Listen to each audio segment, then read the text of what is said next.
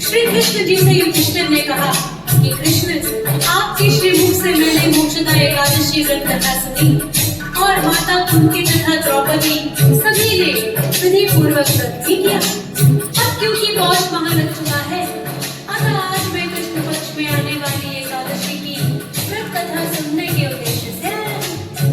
उनकी बात सुनकर कृष्ण कहने लगे, हे धर्मराज युधिष्ठिर, मैं तुम्हारे स्नेह के कारण तुमसे कहता हूँ कि एकादशी व्रत के अतिरिक्त मैं अधिक से अधिक दक्षिणा पाने वाले यज्ञ से भी प्रसन्न नहीं होता।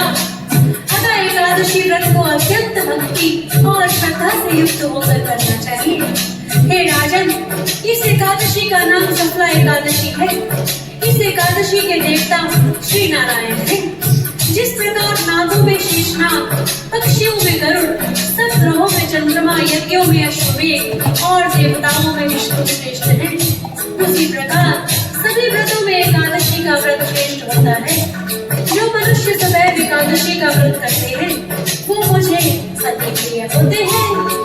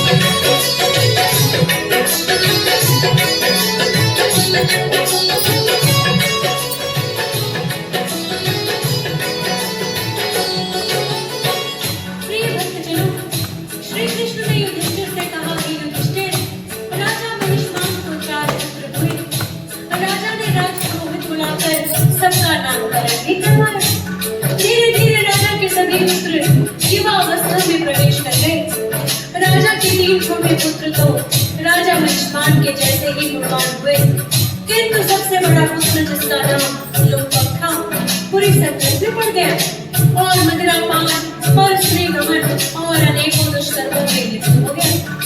अपने पुत्र के दुष्कर्मों का राजा महिष्मान को जब पता चला तो वो बड़े दुखी हुए।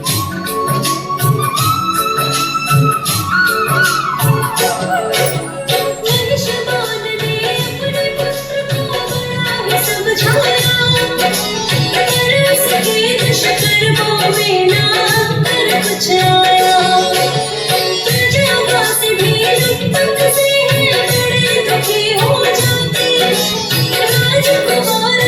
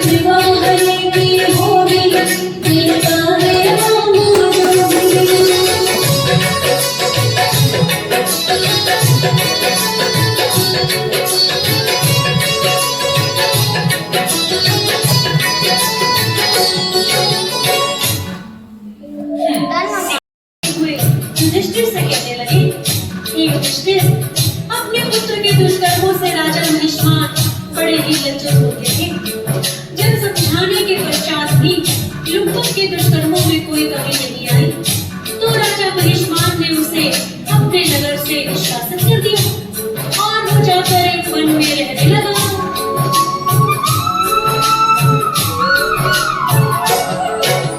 निष्कासित जब पिता ने उसको राज्य से कर दिया, एक वन में आकर के वो तो रहने लग गया।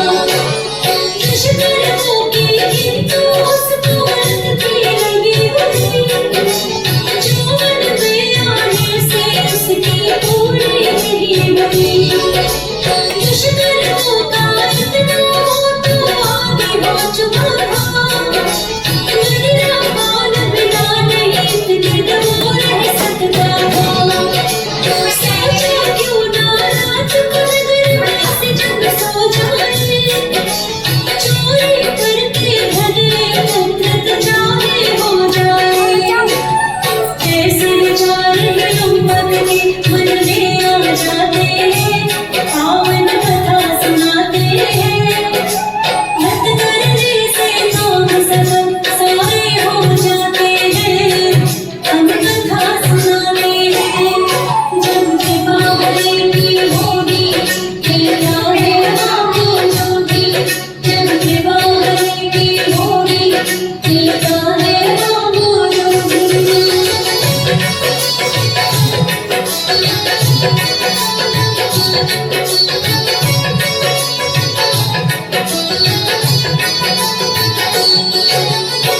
प्रिय भक्तजनों, श्री कृष्ण ने कहा, हे युधिष्ठिर, पापी मनुष्य के मन में सदैव पाप कर्म ही आते हैं। लुब्धक यद्यपि राज्य से निष्कासित होकर वन में रहने लगा, किंतु उसे अपने दुष्कर्मों पर पश्चाताप न होकर चोरी करने का विचार मन में आया।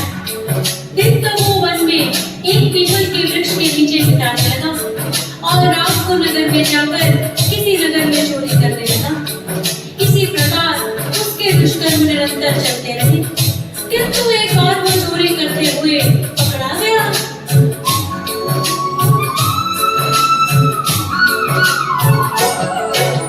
चोरी करते हुए भी एक दिन वो पकड़ा जाता है, और नगर के वासियों से मार पड़ी खाना है। वस्त्र जो तन पर आसते हैं वो भी फट जाते हैं, फिर कुछ लोग भी लुब्धक को पहचान नहीं जाते हैं।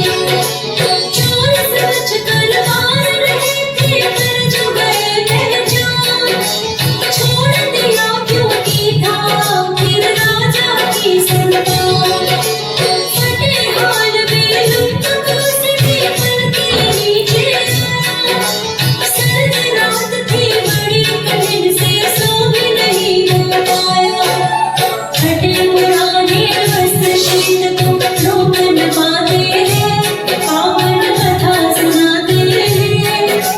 व्रत करने से लोग सब सारे हो जाते हैं, हम कथा सुनाते हैं।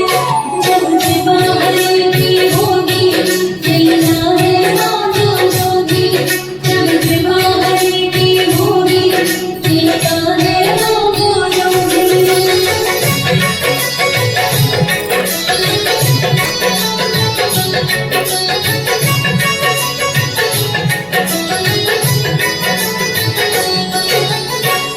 प्रिय भक्तजनों, श्री कृष्ण ने युधिष्ठिर से कहा, हे युधिष्ठिर, जब नगरवासियों ने लुब्धक को चोरी करते हुए पकड़ा तो उसे खूब पीटा, क्योंकि वन में रहते हुए वो राजकुमार न होकर कोई बहेलिया प्रतीत हो रहा था और उसका व्यवहार भी वैसा ही था। अपनी भूख मिटाने के लिए दिन में वो पशु पक्षियों को मार कर खाने लगा और रात अपने ही नगर में चोरी करने लगा। तभी चोर समझकर लोगों ने उसे खूब मारा, जिससे उसके तन के वस्त्र भी फट गए। लेकिन जब कुछ लोगों ने उसे पहचाना